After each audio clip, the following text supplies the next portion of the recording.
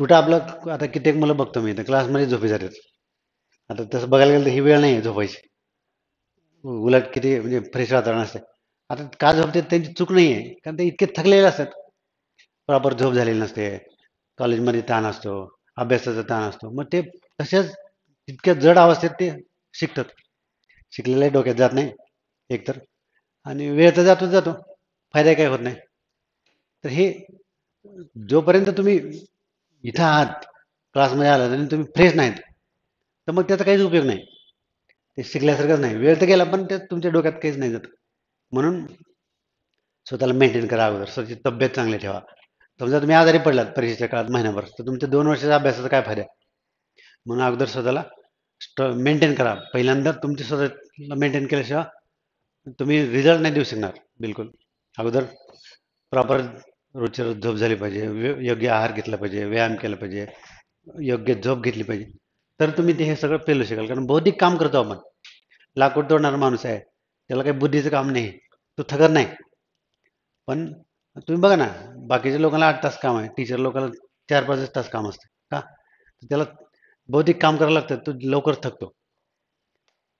म्हणून आपलं काम हे बौद्धिक आहे, आपल्याला थकवा लवकर येतो. म्हणून आपण स्वतःला मोटिवेट अवस्थेमध्ये ठेवलं पाहिजे, इन्स्पायर राहिलं पाहिजे कंटिन्युअसली.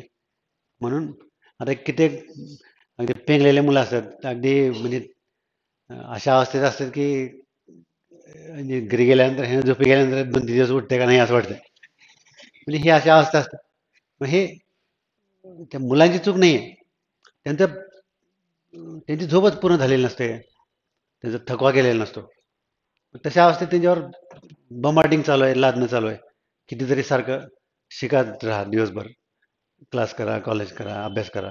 ते अतिरिक्त ताण येतो. मग त्याचा कधी स्फोट होऊ शकतो.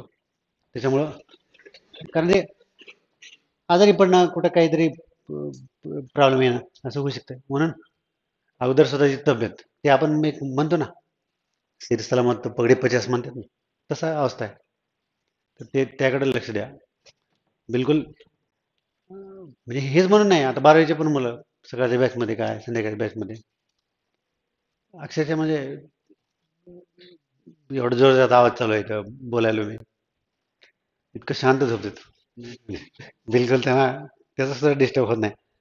म्हणजे ते किती त्यांच्या डोळ्यात किती झोप आहे हे लक्षात येतं. तर ते सगळं जरा टाळा आणि स्वतःला एनर्जाईज म्हणतो ना आपण, ते मोटिवेट अवस्थेत ठेवा. नाही तर मग आपण सिस्टीममधून बाहेर पडतो.